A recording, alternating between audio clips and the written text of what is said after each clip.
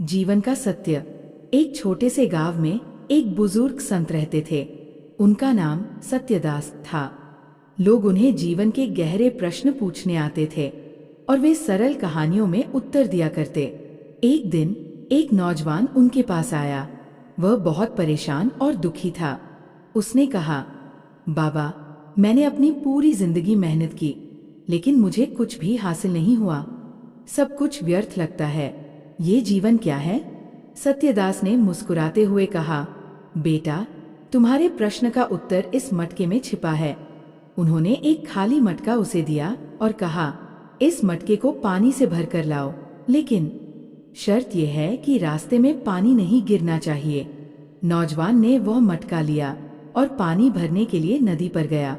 मटके को भरकर वो सावधानी से लौटने लगा, लेकिन रास्ते में मटका हिलता और थोड़ा थोड़ा पानी गिरता गया।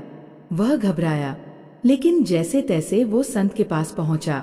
बाबा ने मटका देखा और मुस्कुराकर पूछा, क्या मटका पूरी तरह भरा है? नौजवान ने सिर झुकाकर कहा, नहीं बाबा, रास्ते में पानी गिर गया। संत ने कहा, बस यही है जीवन का सत्य। हम ये सोचते हैं कि हमारा जीवन हमेशा पूर्ण होना चाहिए, लेकिन सफर में थोड़ी थोड़ी चीजें छूटती रहती है। फिर भी मटके में जितना पानी बचा है, वही तुम्हारी मेहनत का फल है। जीवन में पूर्णता की तलाश मत करो, जो तुम्हारे पास है उसी में संतोष पाओ। नौजवान को जीवन का अर्थ समझ आ गया। उसने कहा, बाबा, आपने मेरी आंखें खोल दी।